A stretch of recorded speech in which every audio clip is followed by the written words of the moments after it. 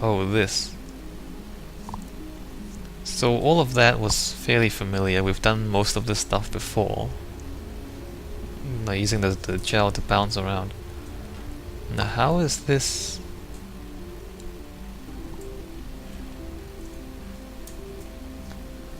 There's no clues as to what you're meant to do. That's interesting. And yet...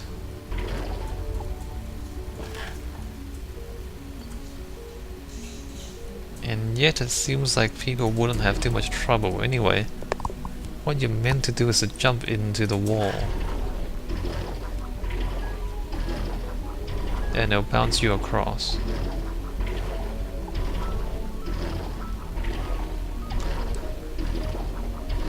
I guess the fact that there aren't any clues here means that people don't need any clues to figure this out. Like once they see it on the wall, they'll naturally jump against it. Again, that's only something that you'll learn if you get a bunch of testers to play the game, and then you'll find out what people do when they're presented with a situation like this. 2 and 4, I don't know what that means.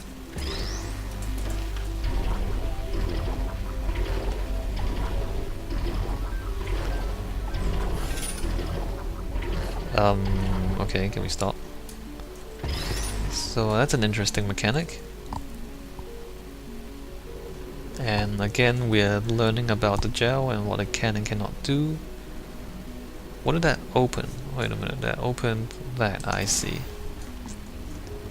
And there's the exit there. So we just have to jump out of that. And exit.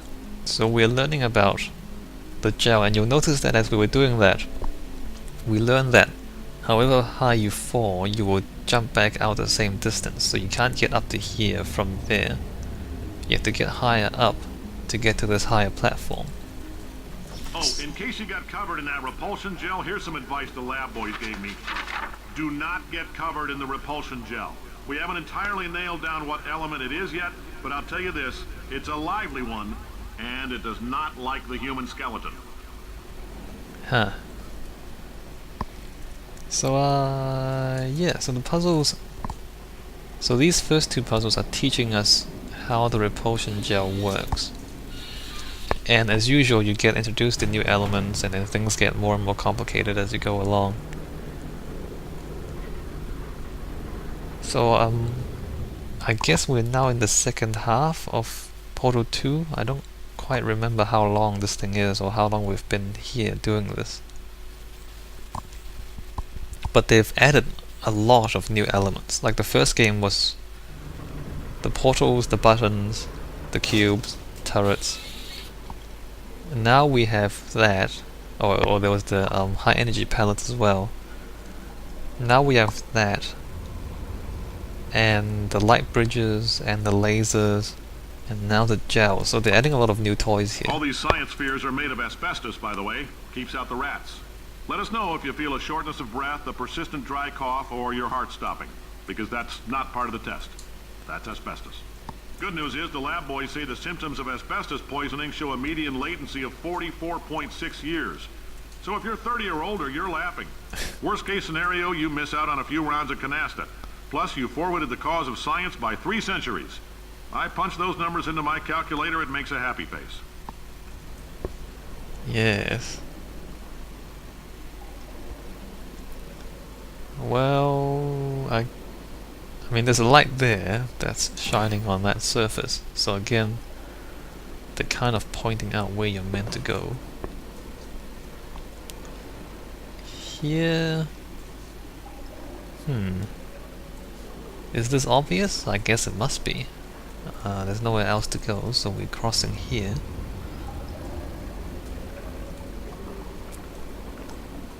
Caution, do not lean on railing. These things still have not collapsed yet though, if we lean on it. So there's a painted surface there, there's a painted surface there. Is it obvious here that we need to go up? I'm not sure. But We need to go up.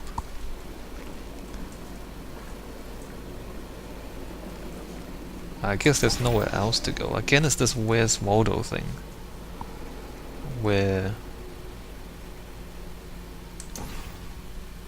you know, what else can you do except keep going?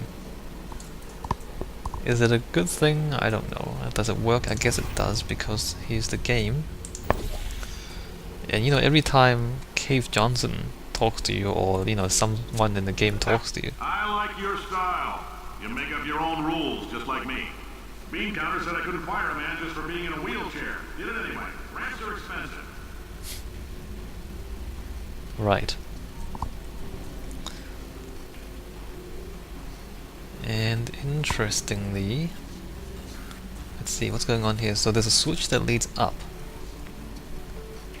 I wonder if people press it right away. I guess by this point people must understand how Portal 2 works, because we are past halfway in the game, so you just press buttons and try stuff.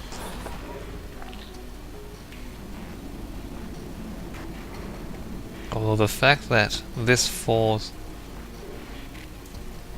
out the portal, I don't know if that's kind of helpful. Let's see, what are we meant to do here?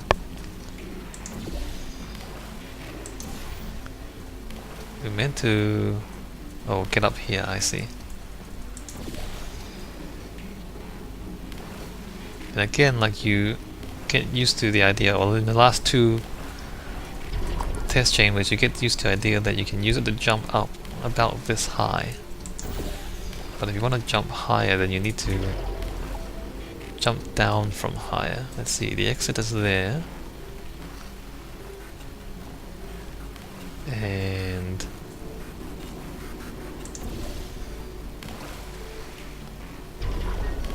there's... oops.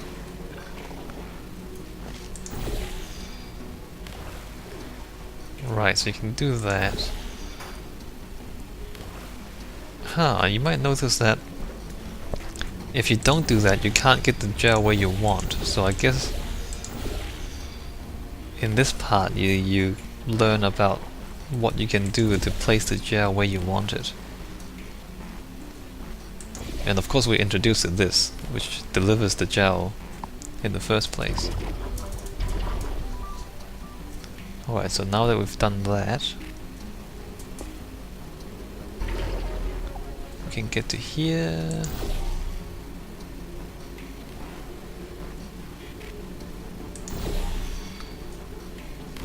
And we can get to there.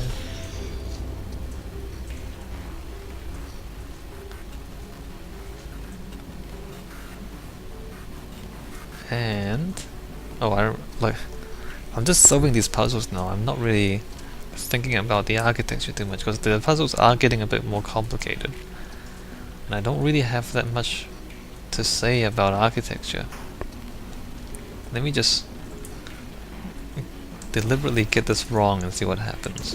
If I do that... so you only get flung this far, and the exit is over there, as it says, you know, exit. It gives you a clue as to where you're meant to go. And the answer is to, you know, bounce across with the gel. So let's do that.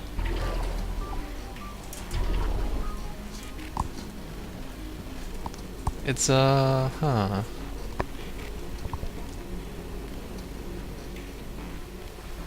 would you count this as a multi-step? It is a multi-step puzzle, but there's only one mechanic that you need to use, which is the gel. I guess it's not too complicated. Alright, let's just go.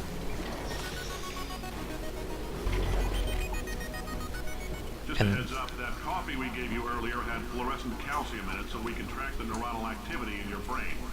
There's a slight chance the calcium could harden and vitrify your frontal lobe. Anyway, don't stress yourself thinking about it. I'm serious.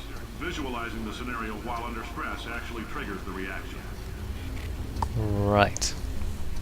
So again, there's the flying through the air thing, which is obviously quite a lot of fun and amusing. for players, so that's like the reward for solving the puzzle. Once you've managed to figure out how to do the puzzle, then you get flung across the room like that, which is always entertaining. And on to the next test chamber. Huh. I mean, this whole thing... Yeah, okay, let's just keep going. Like, the patterns are pretty much established by now. I don't really have that many new things to talk about. Like with most games, like when you first start off, you explain all of the backstory, you explain all of the tricks they use and all that, but then, you know, by the end you get so used to them that there's nothing too much more to say. I mean, here they've changed it up a bit, right? There's the plot twist, so the characters have reversed roles, kind of. At least with Wheatley they have. Like, he's the villain, and now we're in a different environment. So whereas above it's, you know, fairly futuristic, down here it's all vintage.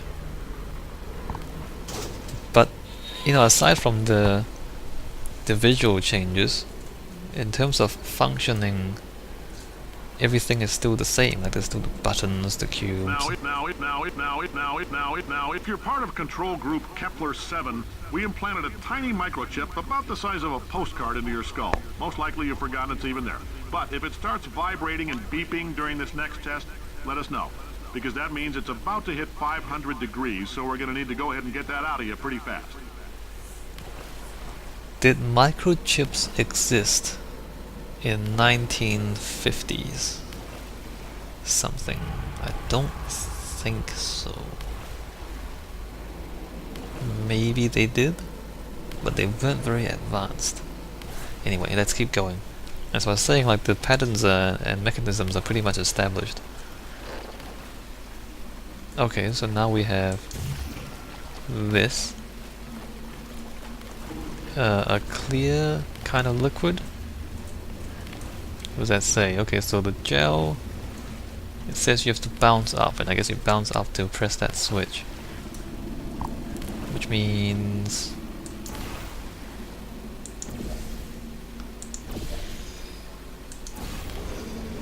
that, I guess. Let's see, we bounce up, press the switch, and that stops. I remember now. It's on a timer too.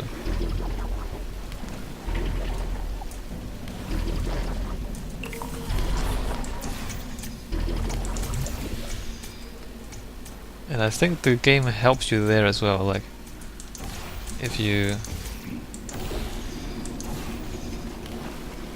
you point away from it a bit, yeah, see how my crosshair is not where the portal appeared, but the portal appeared right underneath where the gel would come out. Oh, and this, you notice that this clear fluid washed away the gel if we leave it for a moment. Then you see how it washes away, and, you know, when you put the gel there, nothing happens. So that's introducing you to yet another new element, which is the clear fluid that can wash away the gel stuff, and you need to get rid of it for a moment at least to get to the next area. I'm telling them, keep your pants on. Alright, this next test may involve trace amounts of time travel. So, word of advice, if you meet yourself on the testing track, don't make eye contact. Lab boys tell me that'll wipe out time. Entirely. Forward and backward. So, do both of yourselves a favor and just let that handsome devil go about his business. Trace amounts of time travel. You don't actually do that, of course. They're just saying that for humor and entertainment. Remember, if a future you tries to warn you about this test, don't listen. Funny.